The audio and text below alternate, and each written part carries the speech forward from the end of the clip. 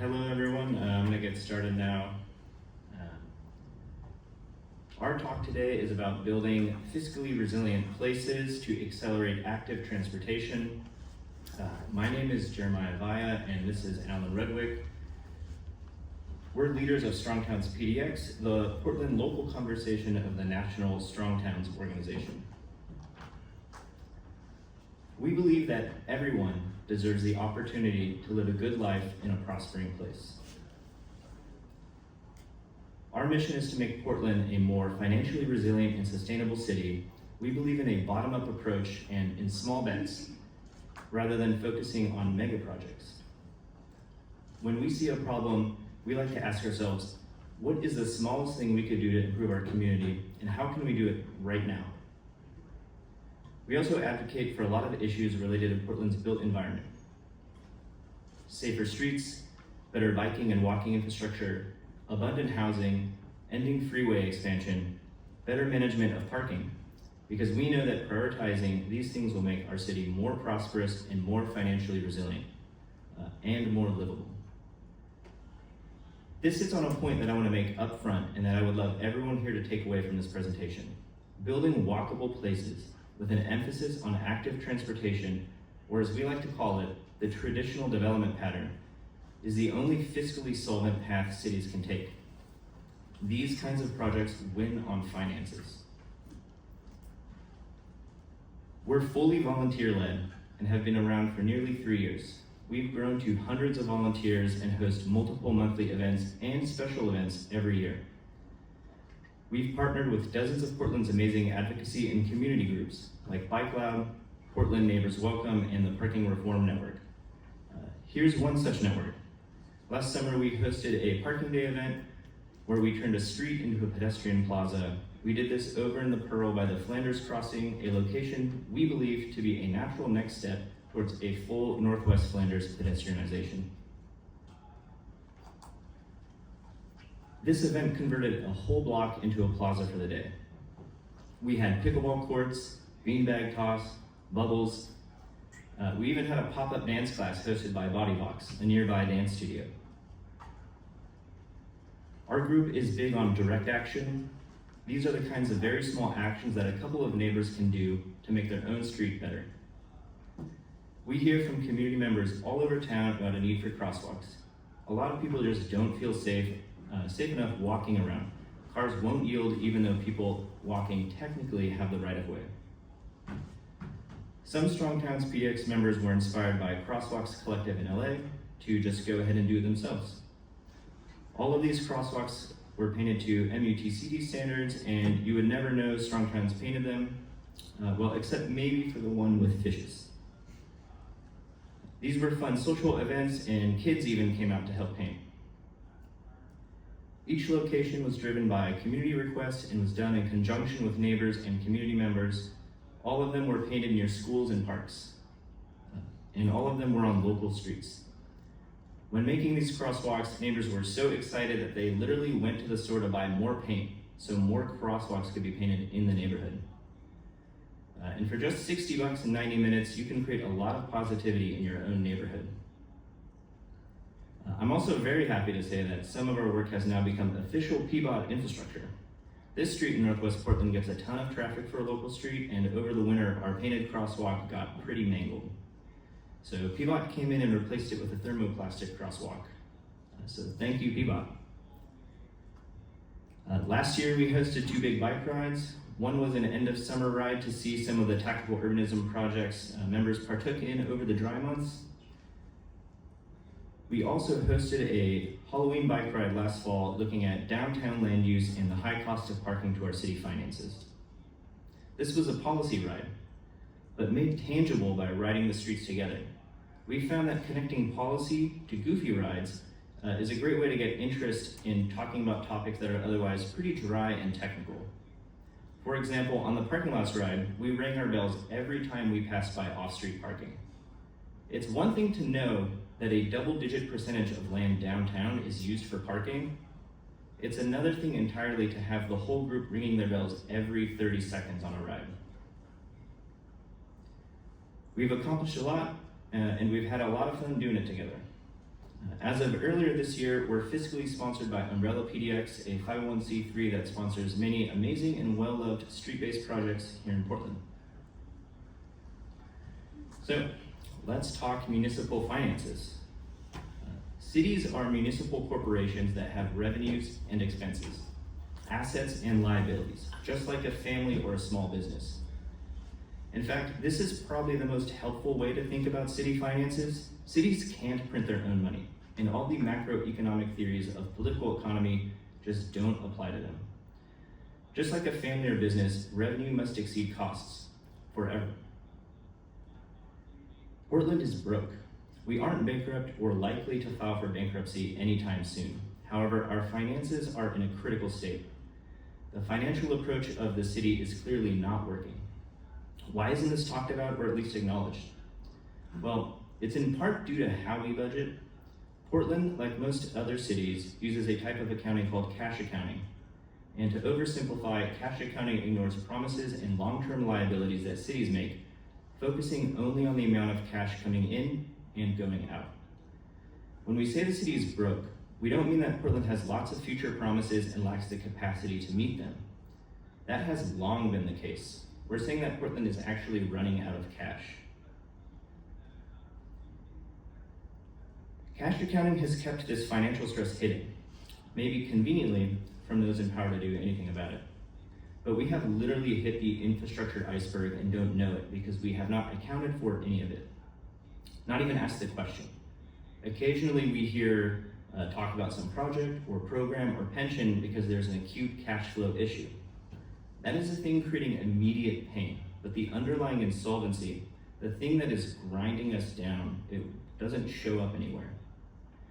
And while we're unlikely to ever declare bankruptcy, we see this financial stress play out all around us. If you follow the news, you will likely have seen stories about neighbors complaining about cuts to park maintenance, park lights being taken out and not replaced, potholes accumulating and growing in size. These all have the same root cause. Portland is broke. With this background, let's look at how Portland funds itself. We will focus on property tax as the main source of revenue. There are other sources like business license fees, but they tend to follow the same pattern across the city that we're going to share in a second. There are also sources like grants that flow in, but they are not reliable, which is one of the big points for this year's budget. So, here's a value per acre map for Portland. What we're seeing here is a measure of how much property tax is generated by a parcel divided by the parcel size. It's sort of like a miles per gallon for the city's revenue. And to be clear, I mean the city of Portland's revenue specifically, not any citizens. So this map is showing how the city generates its revenue, and that revenue is used to pay for infrastructure and services. We can see that the traditional development pattern of downtown is extremely productive. We can also see that mixed-use neighborhoods like the Pearl and Alphabet District are productive. They likely cover their own cost. However, we can see that almost the entire city is dependent on the revenue generated by downtown to pay for things. Almost every neighborhood likely uses more in infrastructure and services than it generates in tax revenue. This makes the city very fragile. As our downtown struggles and property values fall, it means that all of these other neighborhoods will suffer as well. I wanted to pick out some examples here. We see a bunch of peaks in downtown and in the Pearl. I was curious about what is actually the tallest peak, and it's this Park Avenue West building downtown. And I also wanted to highlight the success we can see of Slabtown. Those new mixed-use buildings in Slabtown are generating a lot of revenue for the city. The Saltwood apartment, for example, is generating over $1 million per acre. I want to contrast that with the Target out at Gateway. This is an extremely car-oriented area. When we look at the tax revenue from that Target, it looks pretty good at first glance. It is generating almost $500,000 annually. However, it takes over 12 acres of land to do it. Think about what it costs the city to provide services to that Target. All the roads, water, sewer, and the huge stormwater mitigation required to deal with literal acres of parking. You want to see something that's more potent than that Target? this parking lot at Northwest 6th and Davis in Old Town. On a per acre basis, it's almost double the value of Target. And to be clear, we're not saying that this is good. And of course, Target is generating other kinds of revenue for the city. We just want to highlight how financially disastrous car-oriented development is for city finances. So let's zoom in and compare two different developments in Northwest Portland. This is actually my neighborhood, and I walk by both of these buildings all the time. We have a very old apartment building built in 1910 with two very tiny restaurants. I'm talking about places that have about 5 or so interior tables. The outdoor dining program has been an absolute boon for these places. It's a pretty charming building, but it's not a fancy luxury building or anything. And we also have a McDonald's a few blocks away, built with a drive-through designed really for cars. So here's that McDonald's. We have a place that's pretty hostile to humans. If you've ever walked here, you know it's not very pleasant. You're stuck on a pretty narrow sidewalk between fast-moving cars on Burnside and a parking lot. You wouldn't really want to linger in this space. Let's contrast it with the apartment building. So it's pretty cute. The Burmese restaurant inside is great. I ate dinner here last night so I could get these photos. And this place is human scale and fits well into the neighborhood. So let's compare them again. Not only is the Overton apartment building more productive, it uses way fewer resources from the city. Assuming it costs the same on a per acre basis to provide infrastructure to both of these locations, we can say that it costs the city nearly 6 times to service the McDonald's. It means that apartment building is probably subsidizing McDonald's. And is that something we actually want? This hits on an important point from Strong Towns. Land is our most limited resource, and we must make the best use of it. When we spread out the city with unproductive development, we end up with a ratio of revenue to expenses that is impossible to overcome. But the city is in a bind. That infrastructure was created with an unspoken promise that the city would maintain it forever. So, speaking of infrastructure, let's take a look at some around the city. Here are the major infrastructure networks of the city. We have roads, sewers, water pipes, and a stormwater system. Of course, there's a lot of other things not covered here, but this is already pretty daunting. And since this is a transportation conference, let's focus on the roads. There are 4,800 lane miles that the city has to maintain. These are just PBOT controlled roads, and this is excluding all the other things that PBOT has to maintain. On its own, this number is kind of meaningless. Is it a lot? Is it a little? I don't know. How can we contextualize this? I tried making a road trip that length in maps to kind of get a sense of it, and I got pretty close. So here is the road trip. It's a little short, but pretty close. So laid end to end, Portland has enough road to take us from City Hall in Portland to City Hall in New York City to City Hall in San Antonio. To be honest, this number absolutely shocked me. And it got me wondering, what does it actually cost to keep a road network this large in good condition? So here's some back of the napkin math. If we assume that each road segment lasts 25 years and requires 0 maintenance in between, then we would need to replace 1/25 of the whole network every year. That's about 195 lane miles of new road construction annually. Looking at some recent PBOT projects, as well as some national figures, we found that new road costs between $2 million and $5 million per lane mile, depending on the road type, like if it's a local street or an arterial. So we're looking at anywhere from $390 million to $975 million per year just to keep up, and this is only for roads. PBOT maintains so much other infrastructure, and their entire budget to do all of this is $586 million. There's just no way to get ahead of this. If you're wondering what kind of gas tax we need to actually pay for this, here's an example using the kind of middle of the road $3 million per lane mile cost. So maybe in 2028 we can pass a really fixing our streets gas tax of 334 cents I wouldn't hold my breath though. So now let's take a look at how this road network is distributed throughout the city. Here's a map of the square feet of pavement per home in each neighborhood.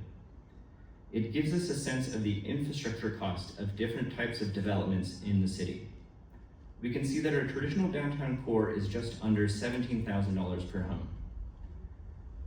That means to keep the roads in good condition on that 25-year cycle, homes downtown need to contribute about $680 annually. Now if we compare to suburban areas in Portland, Hillsdale, and Laurelhurst, we see a huge increase in the cost per home. In the case of Laurelhurst, homes need to allocate $3,000 annually to keep its roads in good condition. The wild thing about this map is that it's pretty much the inverse of the value per acre map. The most expensive parts of the city to maintain also generate the least revenue. I also imagine downtown would be even cheaper if its roads were designed for the neighborhood and it didn't have those giant 3 and 4 lane roads to accommodate suburban commuters. So what impact is this having on city financials? We're going to look at a framework called the Indicators of Financial Condition. It's a methodology developed by the Public Sector Accounting Board in Canada and aligned with the Governmental Accounting Standards Board in the US, GASB. While these indicators are not legally required, they are recognized as the best practices for assessing long-term financial health of an organization. Portland does not publish this information, so we had to comb through nearly 2 decades of ACFR reports to calculate them ourselves. The ACFR is the Annual Comprehensive Financial Review, which is a report the city does publish. These indicators are already available to municipal financial officers and accountants, yet it's rarely utilized to its full potential. The mayor and council aren't talking about this information during their budget process. They are hyper-focused only on this year's cash flow. The indicators of financial condition have 3 categories: sustainability, flexibility, and vulnerability. I'm going to share some examples from each category. Sustainability. Can the city maintain its current level of service indefinitely? A city's fiscal sustainability is determined by its ability to provide essential services such as roads, water, and public safety without needing to continuously raise taxes or take on new debt. We will look at 2 indicators here. The first is net financial position.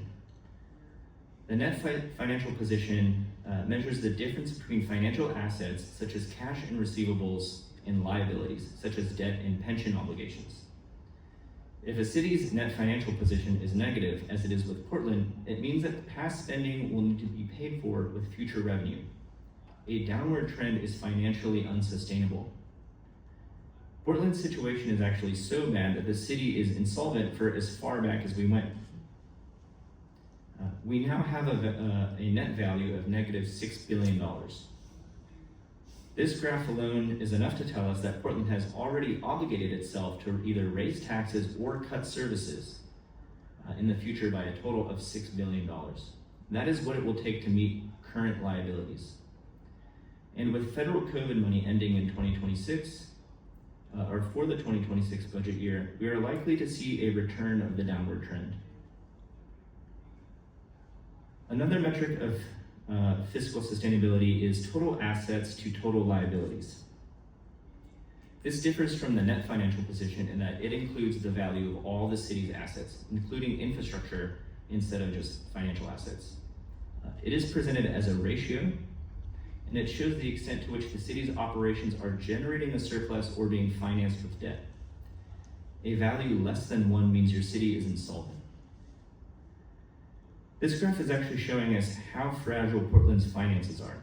Portland's liabilities are more than double its assets.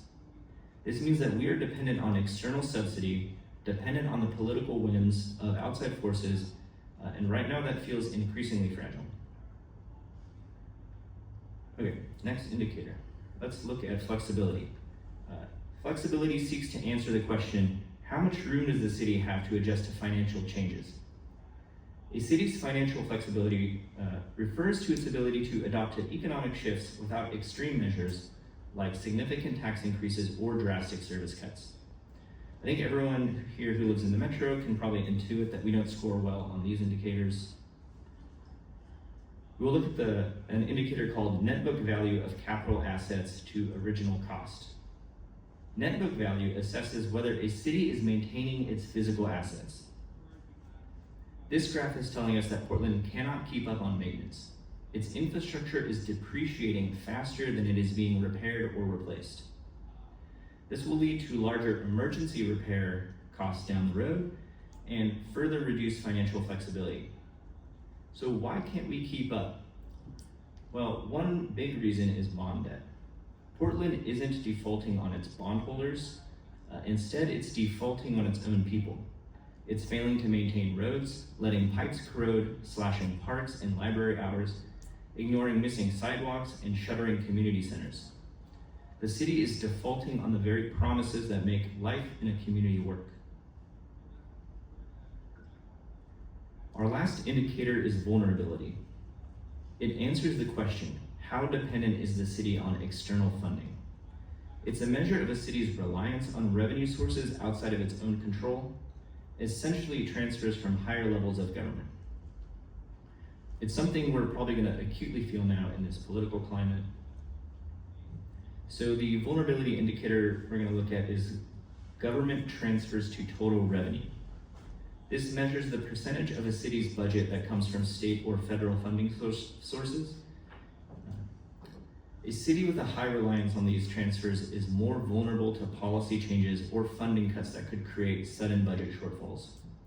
In Portland's case, we can see a high reliance on external funding, which means we are especially vulnerable to the winds of state and federal politics.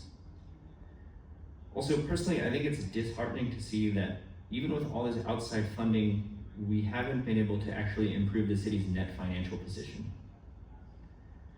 As we saw just a bit ago, the city is still at a frightening net value of negative $6 million. If and when external funding dries up, what kind of awful choices will we have to make in the next budget cycle? The 2025-26 budget is already painful, and that's just a 2% cut. Imagine the pain of a double-digit cut to the budget. The city would be unrecognizable. The root cause of this pain is the post-war development pattern. It's the way we finance and build our city, our road standards, our zoning codes, our strip malls and big box stores, our insurance structures and mortgage finance systems. The suburban development pattern has one outcome: fragility.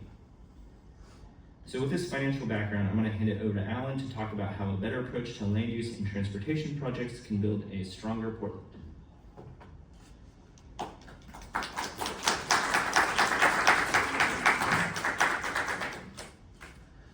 So you guys may have heard this before, but there's a fundamental connection between land use and transportation. If we think about why do we travel, not on vacation, but why are we taking the regular repeat trips that we do? Why are we using the modes of transportation that we do to take them? It has a lot to do with the land use. In a very transit-oriented place in the center of Portland, it's not surprising to see the sidewalks full of people walking. Here's Palace, for example. This is an extreme example from another state, but you can see how when everyone is living in the most sprawling place you can imagine, they're all leaving their house with a car into it. Active transportation thrives with short distances. You may have seen a chart like this before. So the trip distance is on the x-axis and the mode choice is on the y-axis. So the shortest trips are being taken by people who are walking, and this makes sense. And then in that middle distance, we see people taking bikes, electric bikes, motorcycles. As the trips get longer, you start to see more cars and some long distance transit also serving these trips. Another chart with similar information. So as our trips are expanding, less people are going to walk. That's going to make it actually less desirable to walk because we're going to have less people on the streets. When people are driving more, that driving is creating more road noise. It's making less people want to be out on the street. So it's kind of discouraging walking the more driving we have. Also, those drivers are creating more congestion. And the longer they're driving, like a 20-mile trip, is 5 times the congestion of a 4-mile trip induced on other drivers. And additionally, as a higher percentage of people drive, more urban space is needed to store those cars, which is going to spread out our destinations and make it harder to walk around our places that we love. As travel times increase, there's this idea of 30-minute constant, I'm blanking on the guy's name, but basically in any environment, people are willing to travel 30 minutes to and fro to their job or their most important place that they're going. And if these trips are farther in distance, public transit just really isn't going to serve them super well, and so you will see more driving. So are people using these modes that we're here to celebrate, biking, walking, transit, because of infrastructure? Yes, but other things matter too, a lot. Trip distance. And how do we shorten trip distances for commuters? Well, if they're traveling slower, they're not gonna go as far, because they're gonna get that 30-minute thing. That 30-minute timer is gonna expire a little bit less miles down the road. Congestion is really a trip changer. And the only thing worse than congestion is the zombie apocalypse in a completely empty space. I mean, this is an amazing slide. Like, I don't have anything else to add other than, like, obviously we want congestion. Like this. So what causes congestion? People slowing down or stopping. And what makes a prosperous place? People slowing down to notice things, to engage, stopping to engage with their neighbors, to go to markets, restaurants, notaries, all the places that we think about for commerce and things that we enjoy in our neighborhoods. Lemonade stands, little free libraries, talking to your neighbors. Those things are actually creating congestion. If you were in a car, you would be stopping, and all that stopping is slowing down the people behind you. Any place worth going is gonna have congestion. When you think about, I'll just read this quote. When you think about the entire purpose of the city, it's literally creating congestion. We want people to stop. I love this Yogi Bear quote. Nobody goes there anymore. It's too crowded. Like, come on. The places that you love the most are probably places that you have to wait to park at, or you don't find a lot of people there. It's the price that we pay to be in places that other people want to be too. Easing congestion. This is like expanding highways, right? What does this do? It's increasing the cost. We're paying to build a new, wider facility.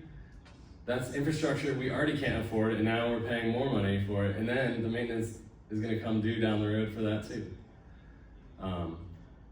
Easing congestion is going to make people drive more. That's actually going to put more cost onto families. And also, when people aren't motivated to go to their local businesses because they're already in a car and they can drive anywhere, that's going to force more advertising to get people to come find the lowest price, or whatever your little shtick is to lure people in. So easing congestion, it's not a solution. It's going to worsen all the outcomes that we're here to promote. Easing congestion is going to make people more willing to drive. It's going to sap the energy to take alternatives. Like, I had a long commute. I used to bike it one day a week because my drive was so stressful. And everyone is doing that kind of thing to avoid this pain of traffic. So if we magically found more money to ease congestion, obviously it would still cause the same pattern, and that's not what we want. We want people to shift from driving to other things. So some other ways we can, so we've talked about how easing congestion is bad, but we also want to discourage driving so we're not putting so much wear and tear on the roads and other things. So we can use travel distance, things like modal filters to give non-car users a shortcut. We can use price. We heard a nice talk this morning about congestion pricing in New York, but all the things that go into the price of cars and car use is discouraging people from driving a little bit. And then the main thing that we can do is infill development. I mean, ultimately, if the places people want to go are closer to them, they're going to stop driving as much and start walking around more. And that's going to be great for our city's bottom line. and it's gonna be great for health, it's gonna be great for a lot of things. I'm gonna change gears a little bit and talk about some streets. Some streets are really creating a lot of wealth. Here's North Mississippi, neighborhood business district in my neighborhood. And on the other side, we have Northeast Martin Luther King, aka 99E. Which of these has had way more public investment? I guarantee you, MLK has gotten tons of public money to repave, to build all these crosswalks, signals, but all the private investment is going to these neighborhood streets that don't have a lot of traffic. Why is that? Well, this is kind of why that's going on. So Strong Towns has coined this term, strode. Many of you may have heard it. The idea is that a road is a highway, a street is like a neighborhood serving thing, and a strode is kind of that in-between thing. It's trying to let people go fast, or at least it looks like it's trying to get people to go fast. Then we're putting these stops, these traffic signals, and other things along the way. And that can cause a bunch of problems. Here's the street, here's the road, here's West Burnside. Might not think of it that way, but this is a strode. Another street, another road, another road. This one has sidewalks. Here's a strode. We have all these businesses that are trying to get people to stop, but we also have this wide 5-lane cross-section that's trying to get people to feel like they can go fast. And those two things are actively in conflict. We have the high crash corridor map in Portland. Many of those roads are stroads in this definition. So what's so bad about this? Well, there's a bunch of things, but they're incredibly expensive to maintain. Every safety thing that we're advocating for is expensive. We want traffic signals. That's never gonna be enough. Like, you're not gonna build a traffic signal every block for 100 blocks. Like, we obviously don't have the money for that. We don't even have the money for the ones we've been doing. But people are gonna wanna cross in between signalized crossings, and it's just gonna be dangerous. And all those signals are making those main arterials that we think about, these stroads, it's making them slower, and it's actually making people wanna cut through the neighborhoods more. I know people think that Waze is a big problem. People are cutting through the neighborhoods, but the way we're designing our stroads is actually slowing people down so much that it makes the side streets faster, or relatively faster. The other thing about these roads is that the private sector knows that people hate being around these things. They're loud, they're polluting, and so the only thing that you'll see is drive-thrus, car-serving businesses along these roads. And this is the most expensive, and as Jeremiah mentioned, the least financially productive kind of development we have. Occasionally, we'll additionally put publicly subsidized things, sometimes housing, along these roads, which is incredibly inequitable, and there is another way. If there's a strode that you're thinking about, there's kind of strong towns would say there's two things you can do. One is, turn it more into a road. And on Outer Division in Portland, just put a concrete median so you can't turn left. It's making it more into a road. On other streets, and I'm hoping majority of streets or stroads, we can push them more in the streets direction of, hey, let's calm these things down. We don't really need to move that many cars on most of our streets. Let's slow traffic, put people and bicyclists in transit first, focus on building and filling gaps in the urban form, so like building up that urban wall next to these things, and embrace the complexity of people walking across the street, people biking. Those things, if people feel safe doing them, are going to slow down drivers as well. So I'm gonna go through a bunch of different street examples. This one is a spot on Hawthorne in Southeast Portland. Safety activists like us advocated to put in this hawk signal at this intersection. A lot of these are from Google Street View, so it's like the last 15 to 20 years. So more recently, we restriped this street. So now there's only one lane in each direction. If we had restriped the street from the beginning, we probably wouldn't have needed to build this signal at all. there's a lot of opportunities like this where if we want a more neighborhood serving street, having extra lanes is really doing us a disservice.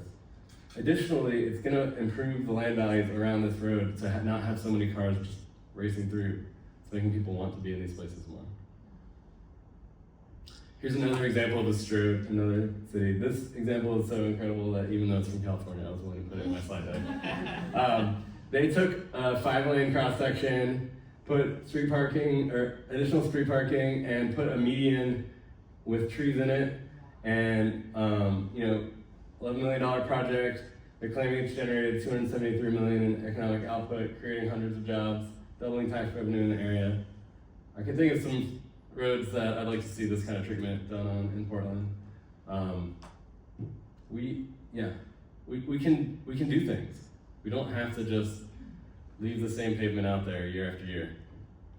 But we aren't making the financial case that this is going to bring us economic development when we're advocating for our projects. And maybe we should be, because I think there's an incredibly compelling story to tell there. There's opportunities in Portland with wide cross sections, some of which have less lanes than they used to. But what can we do to cause these places to thicken up, to increase their property values and ultimately their tax revenues to the city? We should be thinking about that. Here's one where PBOT is in the process of taking this left lane and turning into angle parking, which I'm really excited about.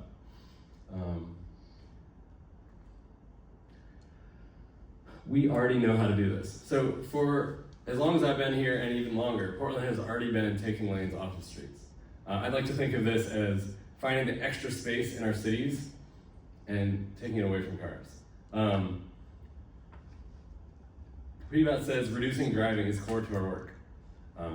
They were talking specifically about Vision Zero here, but so we should be talking about the why this is a good idea. If we've taken away all these lane miles over years in different streets, there hasn't been a massive increase in congestion on our highways or anything from that. So it's clearly fine to do this, and we should continue to do it more and not be ashamed of what we're doing or embarrassed that people might push back, but actually aggressively take this as a cost saving and value creation thing that we can do. Here's Southeast Division, which used to have the pro-time parking where you can't park during rush hour. Those lines are gone now, and probably not too many people notice. These road diets can create wealth. All the marketing materials I've seen about road diets talk about how you can get similar amount of traffic flow and this and that, but they also can create wealth in our places. Whether you're adding street parking to help adjacent businesses or putting in bike lanes, you just need to fill that space and take away from cars. It's the high volume of cars that's making that place not valuable. Here in my neighborhood, North Williams, used to have a painted skinny bike lane on the right side. And 2 lanes for cars. One of those lanes for cars was erased. We have a wider shared left turn bike lane now. And you can see more buildings are getting built in this neighborhood. It's a much more pleasant place than when cars were racing down the street at 50 miles an hour. You feel people walking down the street. Here's Southeast Belmont in 6th. I was surprised, I didn't even remember how many lanes were on the street. It was a 4-lane cross section. PBOT did a left side parking and a right turn only on the right side to get it quickly down to 2 lanes. And a few years later, $70 million project was built on the left side of the road. These projects are having real benefits, and we are not capitalizing on them or using this as a justification to do our work. But if we need money, let's go make a financial case for the projects we're doing. Other things were happening during that same time period. Some of my friends lived in a leafy neighborhood on the west side, some sidewalks, some lanes, and this happened. Increasing the amount of pavement that needs to get maintained by almost 3x. And where's the increase in value from this project? These houses are worth less because there's a busy street next to them. And there's no new development coming to take advantage of this excess road capacity. neighbors, in this case, were lobbying for a 3-lane cross-section and didn't get what they wanted. This used to be part of my commute. Over time, there was more development out in the Hillsborough Industrial District, and then there was even more, and a second right turn lane was added, and then there was even more development, and you kind of need the satellite view to see what we've done here, but sometimes I'm told this is called blowing out the intersection, but like, we have a bike lane. This is a complete street. And so Strong Towns talks about complete streets as being places which accommodate pedestrians within an auto-dominated environment. And where's the next slide? I lost the slide. But there was a pretty picture of a road with people walking down the middle of it that can accommodate cars, but it's a pedestrian-oriented environment.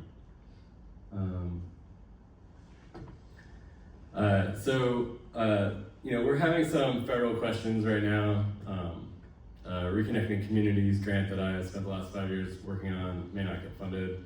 I'm pretty mad about that. But also, for biking and walking and transit activists, we should be aware of where this federal money is going. Because, as Chuck from Strong Town says, every dollar of federal funding is for biking and walking is coupled with thousands of dollars of auto investments. I mean, I kind of wish the federal government wasn't funding anything if this is the kind of thing that they're gonna do. A lot of the projects that we want are cheap. Paint, street seats, adding parking on the street, things that we can do to like reduce the pavement wear and tear and just fill this space, this extra space that we built for cars before we knew what we were doing. Here's a better block project on Northwest 3rd in Portland, where a lane was turned, one car lane was turned into a bike lane. Now there's street seating on the street. Here's a Bike Portland article from last week. Community wants to do these projects. They'll even go out and buy all the materials themselves. All we need to do is get out of their way and maybe allow it. I mean, no one's getting arrested for these projects, but it'd be nice to have permission sometimes. Woo!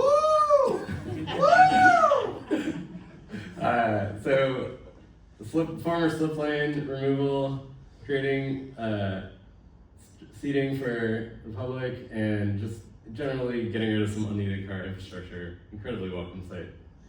There's many more opportunities like this in our city. I want to take a quick pause and talk about advocacy. I'm probably the top category person. I'm like a lifelong advocate. I don't know exactly what caused that to happen, but I've been very involved. It kind of goes in peaks and waves, but like, I imagine there are not that many people in our city who are just going to keep showing up and showing up at meetings. Then there's a lot of other people who get really mad about that new McDonald's with the drive-thru going in their neighborhood, or like, that one thing that usually it's a negative thing that they're showing up, and they'll keep showing up for a little while to like fight against that one thing that they really hate. And then there's most of the public, which you're not ever gonna see when you're doing public outreach. You might find them if you do outreach on the street or in the places where they are. Like people are doing bus rider advocate, advocate recruitment by literally riding the bus and talking to people. But they're not coming to your meeting. But how long do our projects take? 10-year-long projects. None of these people, except the crazy people like me, are gonna be there at the end. There's very little local knowledge that'll be retained for that entire time. So what we advocate for is a much more quick build approach. If you can get your thing on the ground in 36 months, people can stay engaged that long. You get their feedback at the beginning, you come up with an idea, maybe it's just an engineer in a room for like 2 hours, boom, sketched out, it's on AutoCAD, it's not all fancy, but like, we can go try it. And maybe that's good enough.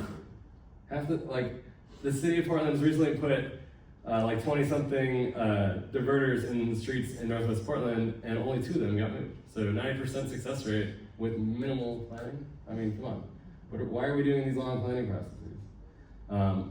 sometimes it's great to go get all that federal money that we use, those big governmental transfers that we get, but we should be careful about what we're doing that for and how we can burn out the public by doing that. There are a lot of opportunities left in Portland.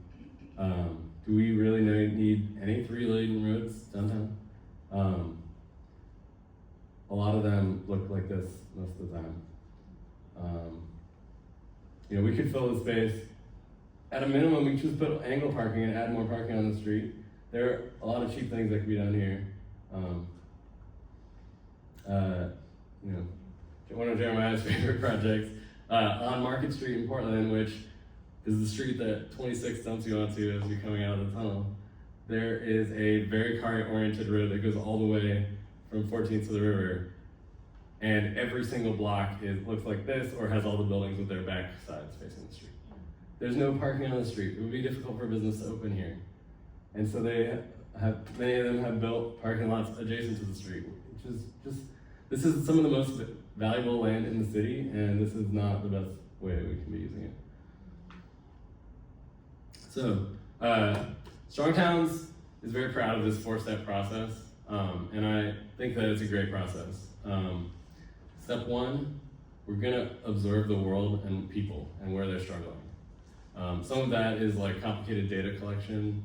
Some of it's but mostly, like, you guys might have a lot of data that you can find these things in it, but also you can just go out and watch people or talk to people and figure out what is the most frustrating thing that they experience regularly.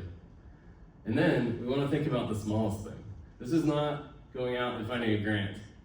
This is not like making a long plan and figuring out which year's budget we can squeeze this thing into. This is like, hey, we have a painting truck, we have hay bales, we can go find temporary materials and go try this thing out and just go do it like right away. This is before their advocates are disappearing on you. And then we're gonna go do that thing. We might even let people do it themselves. But either way, we can do that thing quickly, in under a year. And then we'll see if it works. If it does, we move on to the next thing. And if we can go quick, we'll build a lot of public trust and we'll help a lot of people quickly. So, our call to action. We want to choose projects that are going to make the city wealthier. This is increasing the private sector wealth of our city intentionally. That's where our tax revenue is coming from. We should not be afraid of business. We should embrace capitalism until we burn the system down. So we want to be a wealthier place, and we want people to have more prosperous lives. And a big part of that is making it possible for them to get out of their cars, because that's really taking a lot of our public money away, but also it's good for them. And we want a better place. So grant funding, like I was saying, we want to be smart about getting grants to do things that make financial sense. If we're going and getting grant money to widen roads that we're gonna have to maintain in the next generation, and we don't have any revenue to pay for that, then we should be not applying for those grants. We should be hesitant at any projects that are gonna push us in the wrong direction. We're in a big hole. We can't keep digging. We can cheaply reconfigure streets. There's all this extra space that is for cars that cars aren't even using. Let's go take that away and put it to better use. The results are incredible when we do this. And design for the future. We want less cars, so let's take their space. Thank you.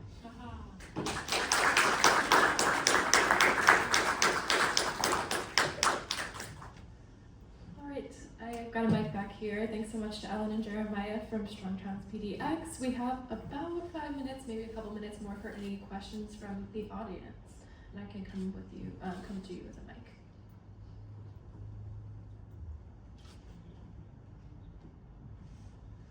Hi, I just have kind of a question. I live in Portland and I live off of Foster. And Foster did the big road diet 5 years ago, I think. And I'm curious, two things. One is around like time frame for economic development. I feel like we've seen a little bit of it, but I'm kind of, like, if you've got a time frame in mind for when that usually happens, and I'm kind of just sort of curious about that, how, yeah, the timeline for stuff like that. And the second one is that which you probably get this a lot, so like looking at the Williams examples, is that then I used to live off of Alberta, and like cost of living skyrockets when a bunch of businesses show up, and now it's a cool place to live and you can't afford it anymore, then you move out to Foster.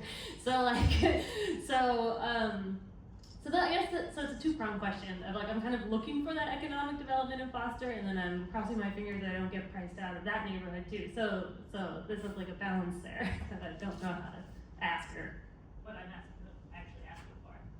Do you have any thoughts on this? Yes, lots of thoughts. I feel like you mentioned Foster, and like that project took 10 years to build, and I think if we had designed it more recently, we probably would have put a rose lane on Foster instead of a bike lane. But as far as the timing of economic development, my guess is that these things come in waves. Like, developer makes money, they tell their buddies, now you have 10 more projects in your neighborhood. And but often those things aren't like the local business thriving, right? Because the business usually is renting the space, and so there's a lot of like different people with different incentives that are all operating in this ecosystem. It's very complicated, and so I don't think there's like a specific time frame of when the development would happen. I would guess though that, like, you know, COVID's a really hard time, but I see businesses on Foster didn't have as bad of a time as some other places. So maybe there's some benefit happening even though we don't think of it as new development. I think to touch on your second question a little bit too, one big issue in Portland is that our zoning is so prescriptive that places that can become cool and like hip are pretty limited in terms of zoning. There are real narrow segments of the city that can do that. If anywhere in the city could do that, if you could, on this block you live on now, build a small little coffee shop, it would take a lot of pressure off the whole city. And so I think there's the transportation side, but the land use side is an equally important, or maybe even more important aspect of this.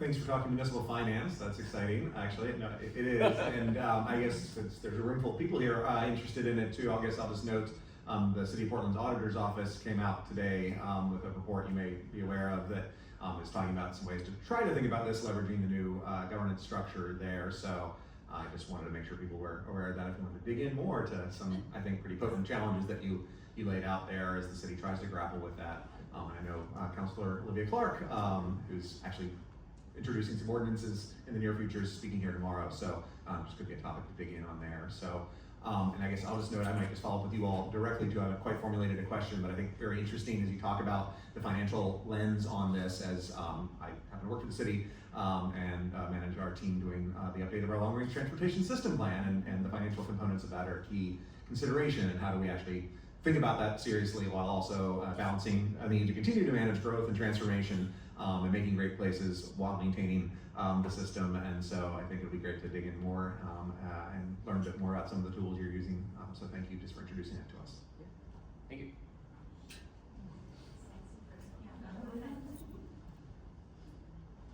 Related to the financials, I have a question.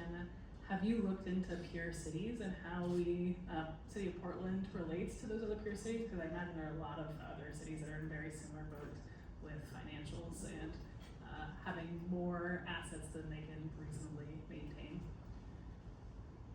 A little bit. Strong Towns is kind of, the national organization is kicking off this whole budget decoder thing, and that's kind of where we got the tools to look into the ACFR reports. They've been publishing some data for other cities, and so we can see some peer cities. Portland is better and worse on various metrics. The story is mixed.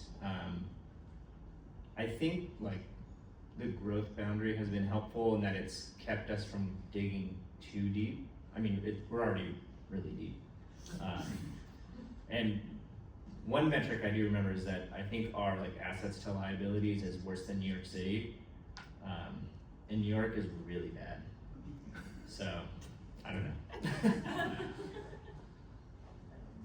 Yeah, the charts that we were looking at are generated based on the entire city's budget, not just transportation. And so over time, we're looking at trying to, if we can break it down by department, and also look at the county and the other different taxing districts in the area and what is going on with them as well.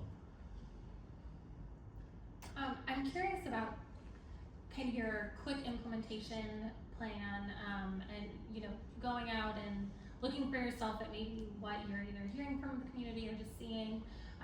But I've heard you mention like a variety of treatments, including rose lanes or more on-street parking, bike lane, maybe a public plaza. So how do you look to prioritize when you notice somewhere where you should do something? And then also, not to be a negative Nancy, do you have any examples where you moved too fast and immediately got like a lot of pushback of like, no, that's not what we wanted. We wanted a bike lane and we got a rose lane, or that kind of thing? We as a group haven't done too many projects yet, but a big part of this process is finding that local knowledge. So like, if we want to, like if we were gonna do a community-led project, someone who is living on that block is gonna be involved. And so there's gonna be a lot of local intimate knowledge, and that kind of hopefully keeps you more on track.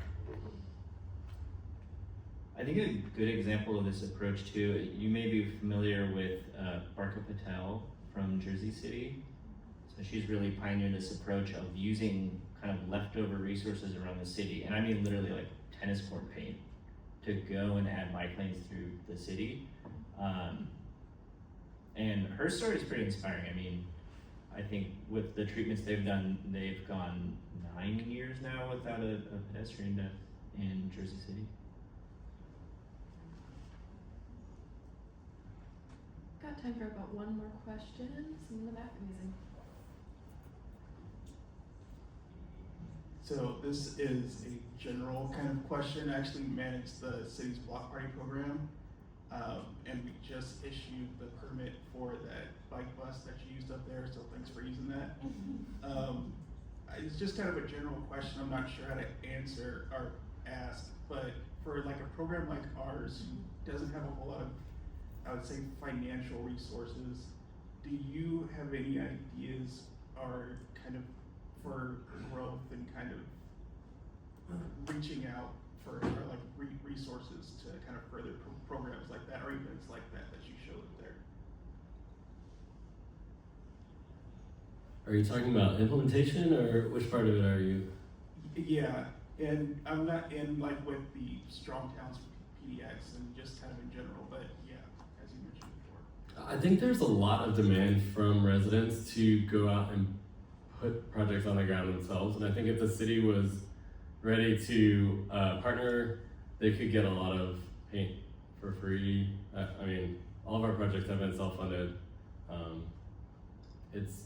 It's amazingly inexpensive because people are donating their time and the resources are not that expensive, but we aren't using thermoplastic or some of the more expensive materials yet. I think for block party stuff, it'd almost be kind of cool for the city to send out a mailer to like homes and businesses and just be like, hey, you should do a block party this summer so people know about it. I think a lot of people just aren't aware that you can do that or how to even do it. And I would love if every weekend in the summer there were dozens of these all through the city. We have about 2 minutes left. If there's no other questions, we can wrap up, but I'll give us one more moment.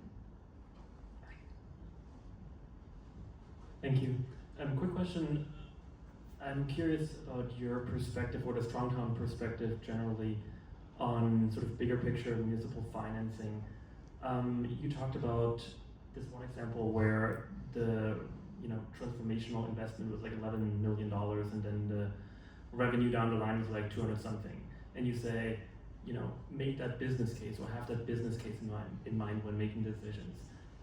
I think, working for the city and being in part of these discussions, we're not set up for that type of thinking because of our financial tools.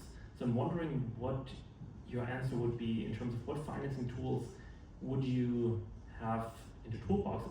Which ones would you like in the toolbox to make that possible, to make that sort of business case argument possible, to say making this small investment to unlock private investments and to unlock this type of development down the line and sort of have a mechanism to pay it back.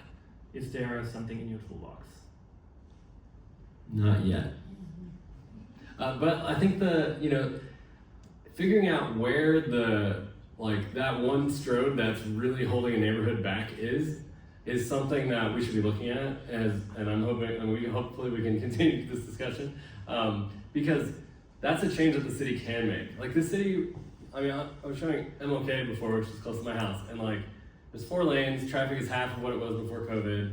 I'm pretty sure we could have 1 lane in each direction, and it would be transformational. There's a lot of public housing and other equity things that would benefit.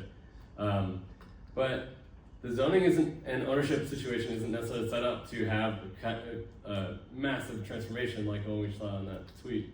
So there's a lot of pieces to the puzzle, and I think the Portland way is to study it and take a long time. And I wonder, how do we get to yes faster? And we don't know yet, but let's keep going. Figure it out. All right, I'm going to close out this session today. Thanks so much for Strong Towns PDX for attending OATS this year. We've got about 15 minutes until the next session. I'd say you can hang out in this room for a little bit, chat, but make your way out to whatever session or room you are going to next. Thank you.